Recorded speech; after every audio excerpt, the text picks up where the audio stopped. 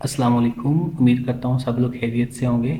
तो ये thesis sorry अपना टीचिंग प्रैक्टिस की जो है हमारी लास्ट असाइनमेंट आई है और बिल्कुल आसान असाइनमेंट है, इसमें कोई भी मुश्किल वाली बात नहीं है। इससे पहले जितनी भी असाइनमेंट्स थी वो आपने होप सो अच्छे तरीके से कर ली होंगी। ठीक है, और ये लास्ट असाइनमेंट है, बिल्कुल आसान सी असाइनमेंट है। इसके बाद टीचिंग प्रैक्टिस की कोई असाइनमेंट नहीं आएगी। ठीक है, तो सब आसान, इसमें से जस्ट आपने प्रिंसिपल से फीडबैक लेना है, आप खुद लिखना खुद ही है, बट उनके अकॉर्डिंग तो यही ना कि आपने प्रिंसिपल से फीडबैक लेना है। तो सबसे पहले जो फर्स्ट एक्टिविटी है उसमें क्या है जी, आपने स्टूडेंट आईडी लिख देनी है अपनी जो भी होगी। नेम ऑफ स्टूडेंट लिख देना है, अपना नाम लिख देना है, स्कूल कॉलेज का नाम और एड्रेस आ जाएगा। Date of selection of school college, यानी कि जो आपने कॉलेज सेलेक्ट किया है या स्कूल सेलेक्ट किया है उसकी सिलेक्शन डेट कहाँ पे थी, कौन सी है।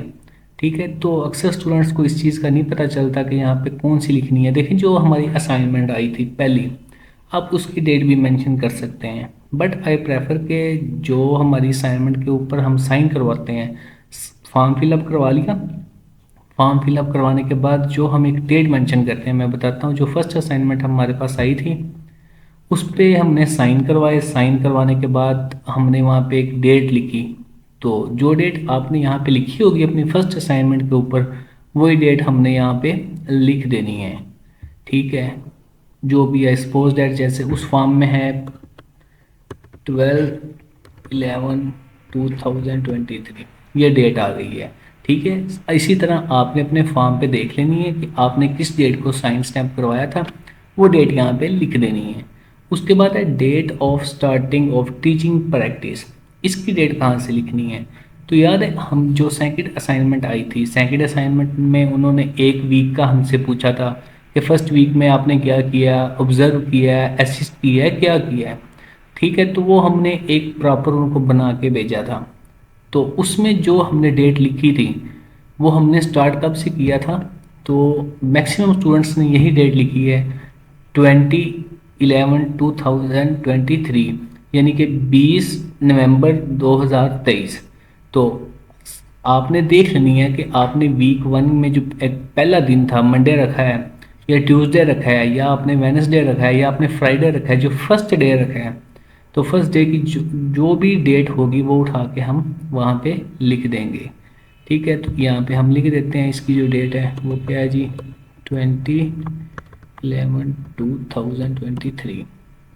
उसके बाद date of completion of teaching practice, यानी कि ये कितने वीक्स में कंप्लीट हुआ है।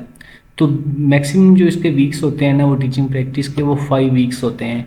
बट इस बार जो छुट्टियां आ गई हैं, सॉरी यहाँ पे लिखना है date of completion of teaching practice, और यहाँ पे डेट मेंशन करनी है। तो यहाँ पे डेट हम कौन सी मेंशन करेंगे, इस असाइनमेंट जो लास्ट असाइनमेंट आई है, जो साइन अब हम इस पे करवाएंगे और इसकी डेट मेंशन करेंगे, वही डेट हम यहाँ पे लिख देंगे। सपोज दैट जी मैं साइन करवा लेता हूँ 20 जनवरी को, 20 जनवरी 2024। ठीक है, ये मैं लिख देता हूँ। कोई 19 को करवा रहा है साइन प्रिंसिपल से तो वो 19 लिख देगा। अगर कोई कल ही करवा रहा है, यानी कि कल आई थिंक 18 डेट है, तो कोई कल करवा रहा है तो वो कल वाली डेट लिख देगा। यानी कि जो कंप्लीशन ऑफ टीचिंग प्रैक्टिस की डेट है वो वही होगी जो इस फॉर्म पे होगी। इसके जो वीक्स हैं बेसिकली ये 5 ही होते हैं, तो आपने यहाँ पे 5 ही लिखना है, 5 से ज़्यादा ना लिखें। डेट्स ऑफ विंटर वेकेशन क्या होंगी, तो जैसे कि मुझे पंजाब का पता है, पंजाब की 18 को पहली छुट्टी हुई थी, 18/12/2023 तो पहली छुट्टी थी, और कहाँ तक गई थी ये, 9/1/2024। ठीक है, आपने इस हिसाब से अपनी डेट्स वगैरह जो है वो मैनेज कर लेनी है, जो आपको विंटर वेकेशन हुई थी वो यहाँ पे लिख देनी है।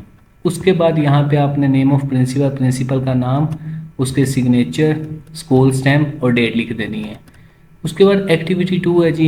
एक्टिविटी 2 में वो जी कह रहे हैं फीडबैक ले रहे हैं जी, लर्निंग एक्सपीरियंस पे जो आप फीडबैक दें, रिस्पेक्टिव प्रिंसिपल ये वो। तो आपने यहाँ पे लर्निंग एक्सपीरियंस का क्या लिखना है, मैंने थोड़ा सा लिखा है आपको जस्ट एक सजेशन देने के लिए, आप भी इस तरह लिख सकते हैं कि mister V did 5 weeks teaching practice in our school, he is very regular and punctual, he did well in this period, he teach student with full devotion with his skills and work with different teachers to improve his learning skills.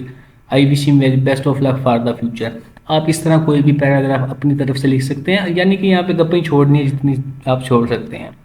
उसके बाद है जी को curricular activities का, तो ये मैं थोड़ा सा बोल्ड कर देता हूँ, यहाँ पे सही से लिखा भी नहीं गया। तो मैंने लिखा जी ही पार्टिसिपेटेड, यानी कि अगर आप फीमेल है तो शी लिख दीजिएगा। He participated in all co curricular activities like बज़मे अदब sports and other events.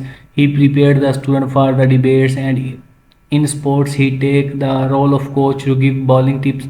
Students enjoy with him on each occasion. ठीक है, तो आप अपने हिसाब से जितनी भी लाइंस बनती हैं, कोई ज़्यादा बड़ा पैरा लिखने की ज़रूरत भी नहीं है, छोटा सा कोई पैरा लिख देना है। उसके बाद है any other comment. Any other comment में आप लिख दीजिए कोई कुछ भी, कि उसके अलावा जो भी चीज़ें हैं वो आपने क्या क्या लिखे हैं। तो मैंने लिख दिया ही has good command on mathematics, यानी कि आप प्रिंसिपल बन के कोई पैरा लिख रहे हैं। He has good command on mathematics, he also thought physics very well, he has ability that how to engage students in learning, I wish him very best of luck for the future. आपने अपनी मर्जी से कोई ना कोई यहाँ पे comments लिख देने हैं। और नीचे स्कूल का नेम, अपना सॉरी प्रिंसिपल का नेम, सिग्नेचर, स्कूल स्टैम्प और डेट। ठीक है, अगर तो आपका प्रिंसिपल चेंज हो गया है तो आप उसका नेम लिख के उसके साइन करवा लीजिएगा, बट अपने सुपरवाइजर को बता दीजिएगा कि वो प्रिंसिपल चेंज हो गया है। अगर तो नहीं हुआ तो बस इतना सा काम है इस असाइनमेंट का, और इसमें कोई बड़ी बात नहीं है। होप सो कि आप लोगों को समझ आ गई होगी। जस्ट पैराग्राफ और फीडबैक लिखना है, वो जिस तरह मर्जी लिख लें आप। ठीक है जी, अपना ख्याल रखें। अल्लाह हाफिज़।